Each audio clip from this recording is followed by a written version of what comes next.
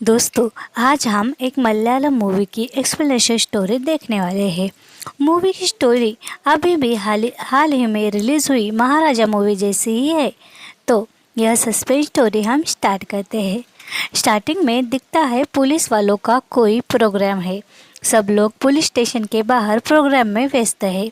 Police station के बाहर थोड़ी दूरी पर दो छोटे बच्चे क्रिकेट खेल रहे हैं। साथ में उनका एक पालतू कुत्ता भी है। इधर पुलिस स्टेशन में जो प्रोग्राम चल रहा है उसे कैप्चर करने बहुत से न्यूज़ वाले आए हैं। वीडियो शूटिंग भी चालू है। बच्चों का बॉल पुलिस स्टेशन में आता है और हम देखते हैं पुलिस स्टेशन में एक कैदी भी कैद है। तभी हम यहाँ सुनते हैं कि पुलिस स्टेशन से 3 गोलियां चलने की आवाज़ आई है। सब लोग पुलिस स्टेशन की ओर भागने लगते हैं। अब दूसरी तरफ दिखाया जाता है इंस्पेक्टर प्रमोद, जो अभी हॉस्पिटल में एडमिट है क्योंकि उसे पैनिक अटैक आया था। हॉस्पिटल की टीवी पर एक लाइव शो चालू है जो सिंगिंग का शो है। उस शो में प्रमोद को उसकी बीवी दिखती है जो उसके बेटी के बारे में बात कर रही है क्योंकि उसकी बेटी ने उस कंपटीशन में पार्टिसिपेट किया है। प्रमोद अपने बीवी को बहुत परेशान करता था, उसे मारता पीटता था। इसलिए उसकी बीवी अपने बेटी के साथ घर छोड़कर चली गई थी। बीवी को देख प्रमोद थोड़ा भावुक हो जाता है और रोने लगता है और उसकी बीवी यानी सीमा को कॉल करता है। कहता है, मुझे माफ़ कर दो और वापस आ जाओ। 17 साल हो गए तुम दूर हो मुझसे। अपने बेटी को देखना चाहता हूँ, उसे भी पता चले उसका बाप जिंदा है। सीमा कुछ ज़्यादा बात नहीं करती। अब प्रमोद को दूसरा कॉल आता है। वो पुलिस स्टेशन में भागता हुआ आता है तो उसे पता चलता है उसका जुड़वा भाई मर गया। मगर प्रमोद को लगता है उसके भाई का किसी ने मर्डर किया है। प्रमोद को 3 लोगों पर शक था। वो तीनों पुलिस वाले ही थे। पहला पुलिस वाला था जॉन, दूसरा बिनेश और तीसरा संदीप। अब पुलिस स्टेशन को सील कर दिया जाता है। सीनियर ऑफिसर सविता जांच के लिए आ जाती है। सीनियर ऑफिसर सविता पर भी सीएम का दबाव होता है। उसे ये केस खत्म करना था। प्रमोद का भाई विनोद कुछ ठीक नहीं था, जिसका हाल ही में मर्डर हुआ। एक बार विनोद एक केस के चल रहे एक औरत को घर में ही चला गया था। जॉन ने उससे पूछा, यूँ रात में क्यों गए? तो विनोद ने जॉन को ही मुक्का मारा था। तब से जॉन और विनोद की बनती नहीं थी। प्रमोद और विनोद की भी आपस में अनबन थी। अब इधर विनोद का पोस्टमार्टम करने वाला डॉक्टर कहता है, पुलिस स्टेशन में इंक्वायरी हो रही थी कि आखिर इन विनोद को मारा किसने। फॉरेंसिक वाले जांच कर रहे थे, तभी विनोद को उसके सीने पर गन रखकर मारा है। ये फॉरेंसिक वाला कहता है कि गोली दूर से नहीं चली, 3 गोलियां चली है। अब इंस्पेक्टर सविता केस की जांच कर रही थी। वो पहले जॉन से पूछताछ करती है क्योंकि जॉन तब पुलिस स्टेशन में था। हम देखते हैं जॉन को। जब विनोद टीवी देख रहा था तब जॉन पुलिस स्टेशन में अपने बीवी से फ़ोन पर बात करने आया था। बात खत्म होने के बाद जॉन अंदर गया और थोड़ी शराब ली। तभी गोली की आवाज़ सुन वो बाहर आया। तब तक विनोद मर गया था। गोली की आवाज़ सुन वहाँ संदीप और बिनेश भी बाहर से आए थे। विनोद औरतों के मामले में बहुत नीच किस्म का इंसान था। वो हर औरत पर बुरी नज़र डालता था, इसीलिए उसकी जॉन से नहीं बनती। जॉन को उसका व्यवहार खटकता था। अब सविता मैम आगे की इंक्वायरी करती है क्योंकि जॉन के कहने से ये समझ रहा था कि जॉन ने विनोद को नहीं मारा था। अब सविता मैम संदीप से पूछताछ करती है कि तुम्हारी भी विनोद से नहीं बनती थी। तब वो कहता है, हाँ, उसकी औरतों के प्रति गंदी सोच मुझे खटकती थी। वो किसी के साथ भी गलत काम करता था। अब हम देखते हैं पास्ट का सीन, जहाँ संदीप की छोटी बेटी को विनोद स्कूल से घर लेकर आया। कहा कि संदीप ने ऐसा कहा, जबकि संदीप ने ऐसे कुछ कहा ही नहीं था। संदीप को लगा था कि उसकी छोटी सी बच्ची पर भी विनोद की गंदी नज़र है। इसी बात पर उन दोनों में जोरदार लड़ाई भी हो गई थी। तब से उनके बीच 36 का आंकड़ा था। अब एक कैदी से पूछताछ करने के लिए उसके लॉकअप की चाबी सविता मैम मांगती है, मगर चाबी कहीं नहीं मिलती। ये वही कैदी है जो तब जेल में बंद था जब विनोद पर गोलियां चली। जैसे तैसे ढूंढने से चाबी मिल जाती है और इधर जॉन को पैनिक अटैक आता है।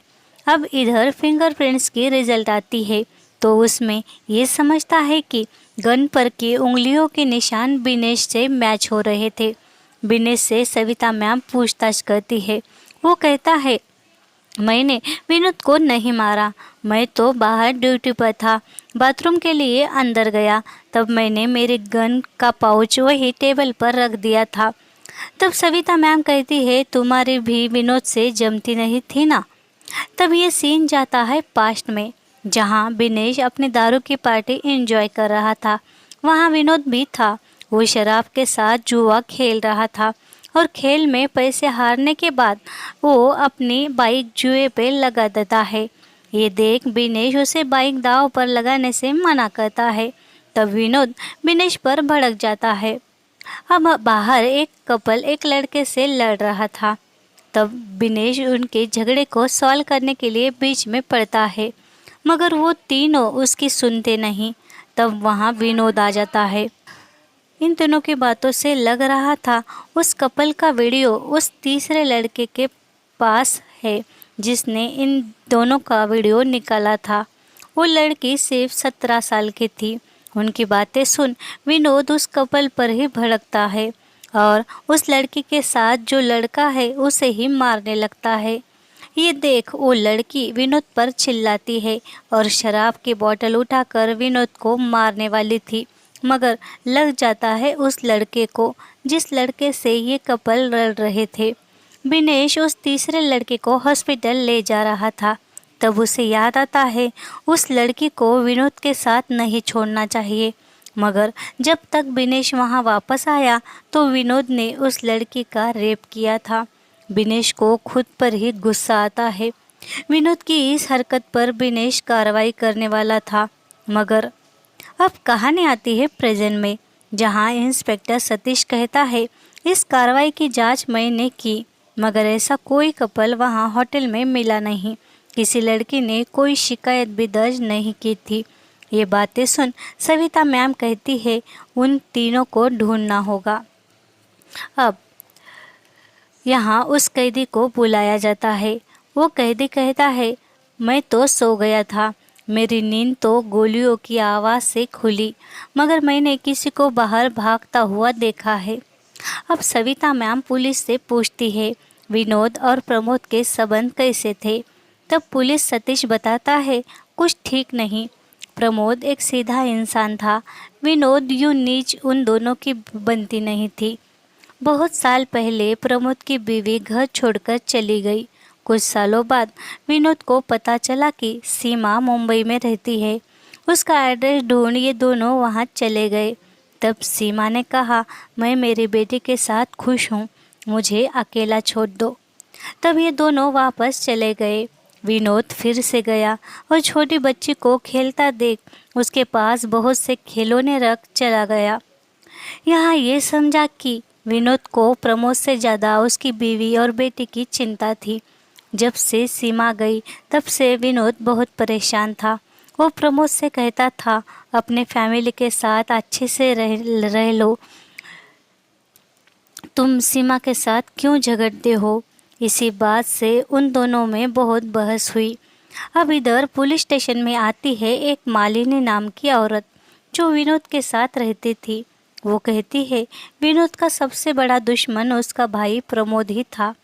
अब कहानी जाती है विनोद और प्रमोद के बचपन में, जहाँ उनका बाप एक पुलिस था।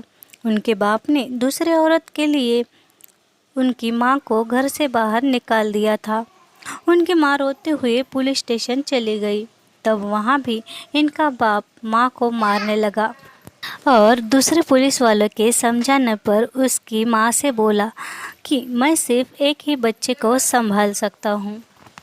इतना कहे विनोद को अपने साथ लेकर उनका बाप चला गया, मगर उसको अच्छे से संभालता नहीं था। एक दिन एक छोटी लड़की चीखती चिल्लाती उसके घर से बाहर आती है। यानी इनका बाप भी बड़ा नीच इंसान था।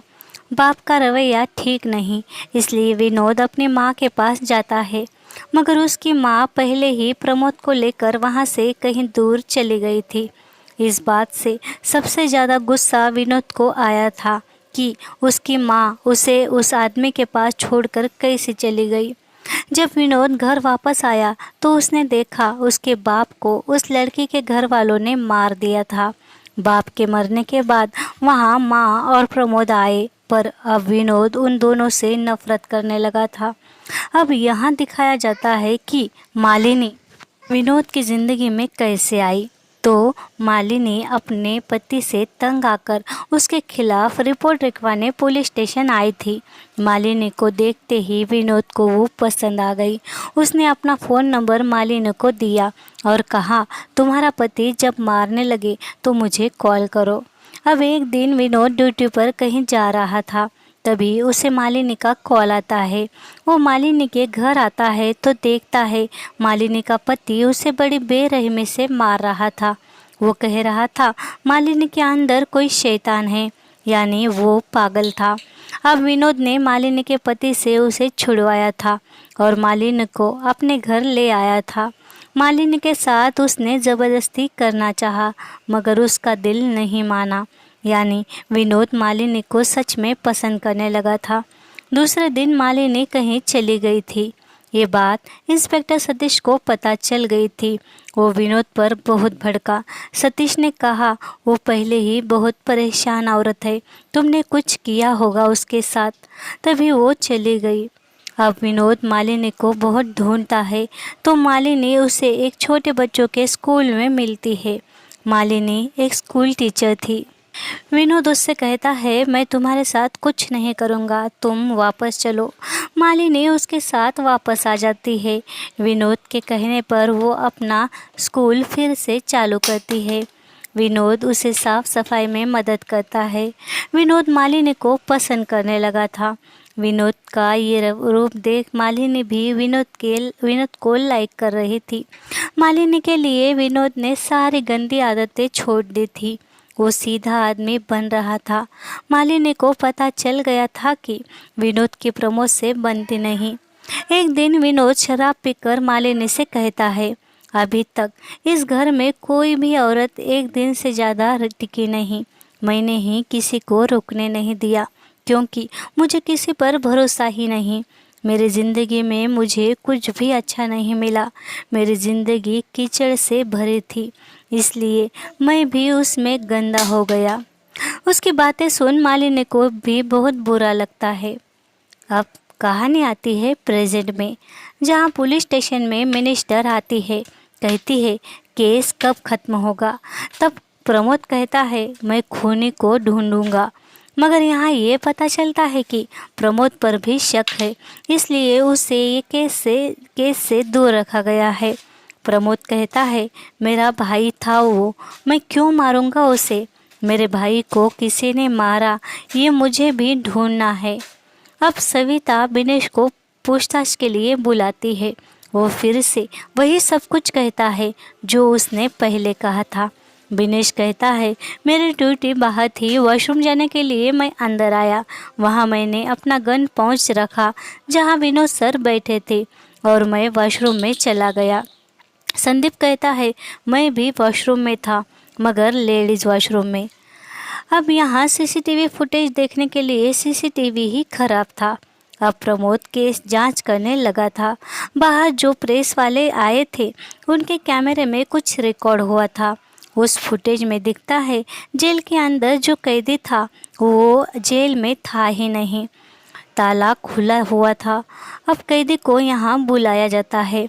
तब कैदी कहता है, संदीप सर जब अंदर गए तब उनके पास से चाबियाँ गिर गई।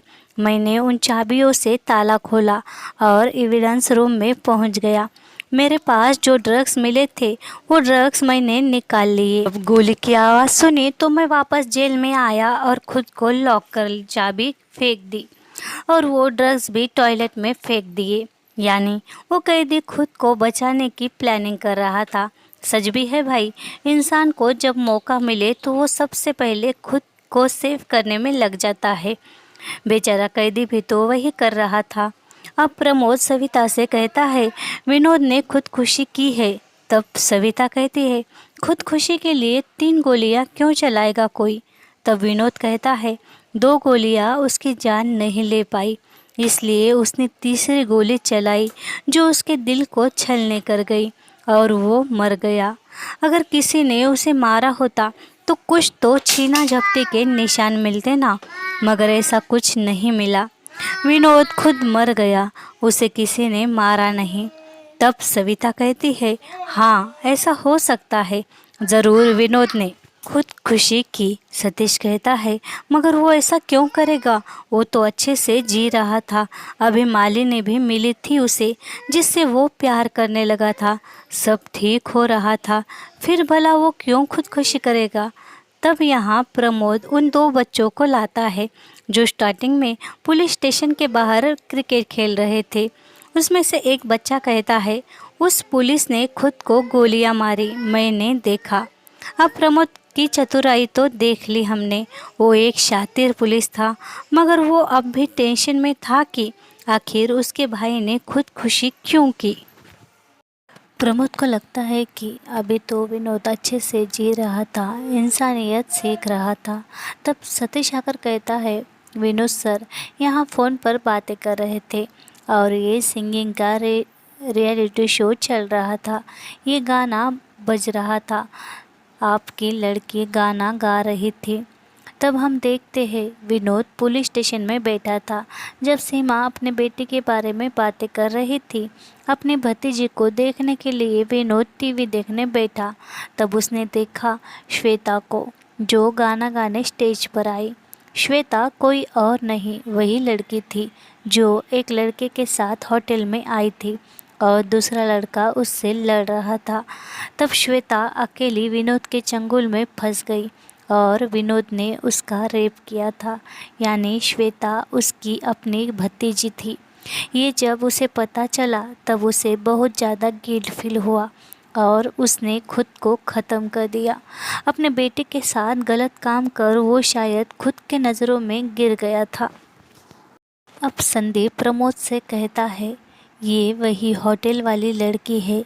यानी विनोद ने उसके साथ जो किया उस गिल्ट में ही उसने खुद को मार दिया। ये सब सुन तो प्रमोद को बहुत बड़ा झटका लगता है। प्रमोद को भी अपने भाई की हैवानियत पर गुस्सा आता है। वो अपनी बीवी सीमा को कॉल करता है, कहता है, हमारे बेटी को कभी भी हमारे बारे में मत बताना। तुम उसे मुझसे और मेरे भाई से कभी पहचान ना करवाना। कभी मत बताना कि उसका बाप हूँ मैं। उसकी बातें सुन सीमा भी परेशान होती है। प्रमोद और विनोद जुड़वा भाई थे। प्रमोद को लग रहा था अगर श्वेता ने कभी उसे देखा तो उसे विनोद की भी गंदी यादें याद आएगी। श्वेता खुद के बाप के चेहरे में अपने रेपिस्ट को देखेगी। इसीलिए प्रमोद अपने बेटे का रेपिस्ट अपना ही सगा भाई था, ये बोझ दिल पर रखकर वहाँ से दूर जाने का सोचता है। ये कहानी हमें सिखाती है कि जब खुद के दिल पर बीतती है तब सब खत्म होता है, क्योंकि इंसान कितना भी गिरा हुआ हो लोगों के नज़रों में, मगर जब खुद की नज़रों में गिरे तो जी नहीं सकता। उसका गिल्ट उसे जीने नहीं देता।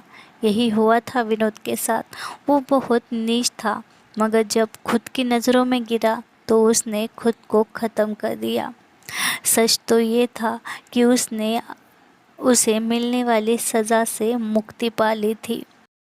विनोद ने बहुत सी औरतों के साथ नीच काम किया था।